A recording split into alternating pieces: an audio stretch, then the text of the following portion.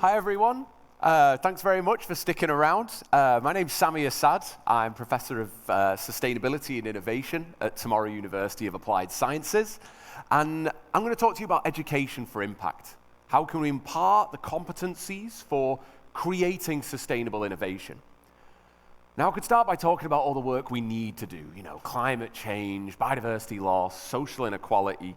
But I'd like to start with showing you an example of how impactful education could be. So these are figures from Project Drawdown, which is basically modeling which sustainable innovations are likely to create the greatest sustainable impact. So how much CO2 would be mitigated or absorbed.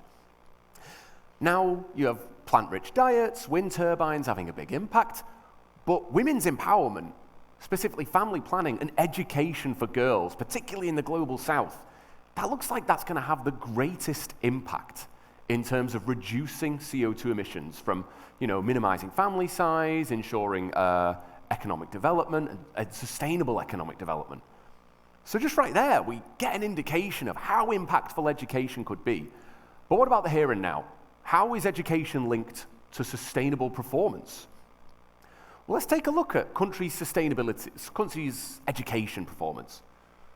So here, you've basically got, about 15 years worth of education performance data, and there's a few countries that typically perform very well. They're the top rank in education. And there's a few of them, particularly Scandinavian countries. Not only are they highly ranked with education, but their education models are quite innovative. They're socially inclusive, and they really prioritize teacher excellence and practicality of their learnings. And what's also interesting is these are the countries that are performing the best in terms of sustainability. So we have great education systems and great sustainability, great environmental performance.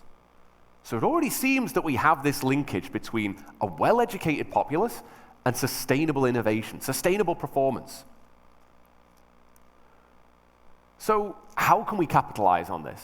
How can we educate the change makers of the tomorrow to have the greatest impact on climate change, biodiversity loss, increasing disease prevalence, and climate change-related extreme weather events? Well, numerous organizations have already seen this link, and that's why education is really prioritized as an SDG. It's the one that can have the most multi-solving impacts, which is why education for sustainable development is a priority. But the question is, what skills do we need for this education? How are we educating the sustainable innovators of tomorrow? What do they need to create this impact? So the UN, Cambridge, and UNESCO have 6 general competencies that are a requirement for a sustainable education, an education that allows you to act sustainably and create sustainable impact. Quantitative skills is fairly straightforward, right? I mean, it's basically environmental science, policy, economics, whatever it is you're focused on. Then you also need to know how to communicate. How to communicate your findings. How do you understand someone else's? How do you both find a common ground? And global perspectives. How do you, an environmental policymaker, understand an entrepreneur's needs, understand a community's needs, understand how they view this issue? That's essential for developing solutions. And creativity. It's all well and good you've got your findings, but what do they mean? What do you build from that? You need to build solutions. You need to be creative. And you need to be critical, especially in today's world of misinformation. How do you inoculate yourself against that? By analyzing the data and interpreting it. And finally, one of the most important, systems thinking. Environmental systems, social systems, governance systems, none of these operate in a silo. They all interconnect, both positively and negatively. So the question is, if we know these are the foundations of education for sustainable development, how is our current education system? Is our current traditional education system providing these skills? What do you all think? What's your all experience with a traditional education system? A lot of boos and no's. I mean, when you think about traditional education, it's pretty one-dimensional. You're sitting there being lectured at. It's theoretical knowledge. It's a lot of testing. It's a lot of just regurgitating information. It's very little practical application. And there's a lack of emotional connection. How many of you were studying something and felt an emotional connection to it, or understood the emotional connection your peers had to the subject content? And more importantly, when you get a traditional education, it's very silo-based.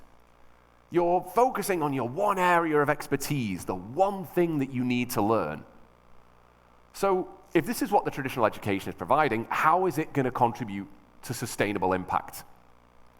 Well, I want to give you a case study that's particularly going to emphasize how people educated with this traditional system, and particularly who adapt to these silos, are unable to tackle a sustainability challenge. And I'm going to use a bit of a weird example. I'm going to use this bird. Let's see if you can hear it. Nope, apparently that's not happening. That's a sage grouse. It's a North American sage grouse. It's about this big. Very weird little bird. It makes an odd little making noise that I was hoping was going to play there. And it's in decline throughout all of North America for about the last 100 years. So, the US Fish and Wildlife Service, Department of Land Management, and several states all knew, okay, we need to conserve this species. Now the problem is, with their traditional education and with their silo-based thinking, they all went back to their bases and started planning. So you had functional departments. You've got 5 or 6 different stakeholders, but they're all in their little worlds, just planning and doing things independently. And what this led to was limited communication. US and Fish and Wildlife Service are all deciding internally, they're sending out their researchers, they're writing their policy papers, they're writing their recommendations, but they're not talking to anyone. They're not talking to the state departments, which manage these lands. The state departments are starting to make their own plans. They have their own goals, their own agendas. They're not talking to the Fish and Wildlife Service. So what does this lead to? Autonomous decision making. Each actor is doing things to meet their own needs. Fish and Wildlife Service want to get this species registered on the Endangered Species Act, whereas states are investing in economic development. They're conserving land areas for this species, but they've not coordinated those with other people. They've got one reserve here, another state's got one reserve there. They're not interconnected, and they're investing heavily in agriculture and oil expansion. And as you can imagine, this is going to lead to conflict. If the Wildlife Protection Services are pushing for the Endangered Species Act, that will mean a limitation on agricultural and oil development activities. If states are not coordinating where they put their protected areas, then you've got a bunch of isolated areas and no large, cohesive protected area network. With all these conflicting priorities, states want to fuel economic development. US Fish and Wildlife Service want to push habitat conservation. You end up with resistance to change. I know best in my area, I'm not listening to yours. We need economic development, we don't want to hear what the Department of Game and Animal Reserves has got to say about conservation. So this silo-based thinking, this lack of creativity, this lack of communication, what did it lead to? Continued decline of this species. It's arguably worse now than it ever was. And this is despite millions in funding and effort and work. It's just not going anywhere. So if we adopt this traditional education paradigm, and we adopt silo-based thinking, we're not making any progress. We've got qualitative skills, we've got critical thinking, but we're not communicating, we don't understand others' perspectives, and we're not applying a systems thinking mindset. And if that doesn't work for saving a bird, how are we going to tackle climate change, global biodiversity loss, extreme weather events, droughts, food scarcity? So it seems like a traditional education is just falling short of education for sustainable development. So we go back to the question, how can we educate for impact? If the traditional education system is failing us, we know what skills we need to learn. Maybe rather than just design whole curriculums, redesign the education process, we should take a look at maybe who has education which could create impact. Who has the training which they use in practice to be resilient, to create change, to be innovative, to communicate, and to prosper? Well, we could consider entrepreneurs. Successful ones, no offense. How are entrepreneurs trained? They're resilient, they're adaptive to change, they're innovative, they're creative. And if we look at that in practice, we rarely see them delivering on that. So this is just showing growth entrepreneurship over time. We see a massive decline thanks to the financial crisis, but we also see a very quick recovery. Entrepreneurial ventures capitalized on the gaps left in the market. They were innovative, they were adaptive to change. And yes, they were doing this to create financial value, but they clearly have some skills that we could use. So what are entrepreneurial skills? How are entrepreneurs trained? Well, the EU and Erasmus define 5 principles of a good entrepreneurial training. People management, creativity, problem solving, coordinate with others, critical thinking. Do we see any overlap here? These are exactly the education principles, the education competencies we need to create education for sustainable development. So we don't need to rebuild the wheel, we don't need to redesign the wheel. We basically need to take entrepreneurial training systems, how they're trained, how they work, and apply that in a program that's focused on creating sustainable impact. And that's basically what we're doing at our organization, Tomorrow University of Applied Sciences. We focus on entrepreneurial skills, communication, systems thinking, global perspectives, creativity. We emphasize these key competencies.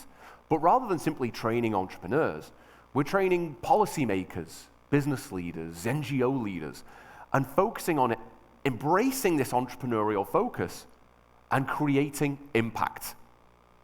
But how do we do that? We're focusing on challenge-based learning. So rather than just regurgitate knowledge, regurgitate information, we focus on applying this in a practical context.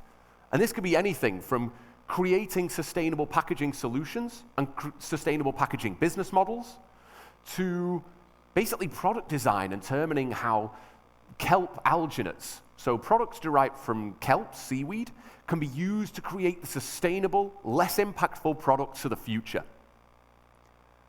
And we're hoping to follow a trend of green entrepreneurship throughout Europe. So this is just a graph showing green entrepreneurial ventures as a percentage of the total. So of all the entrepreneurial ventures in 2022 in Europe, what percentage of them had sustainable impact? That's massively increasing. So we're hoping to build on this trend. How can we create sustainable entrepreneurs? But beyond that, how can we create policymakers, land managers, social scientists, NGO workers, product managers, user experience designers who embrace this entrepreneurial mindset to create sustainable impact? So I'd like to ask everyone in this room about the skills that they have. How much of an entrepreneurial mindset do they embrace? You may have great communication skills and quantitative skills, but how's your creativity, your systems thinking? I'd ask you all to think about that. To think, what skills do you have? What entrepreneurial skills do you have for sustainable development? How can you embrace these other competencies, apply them in your practice, so that you can leverage your own education for sustainable development? Thank you all very much.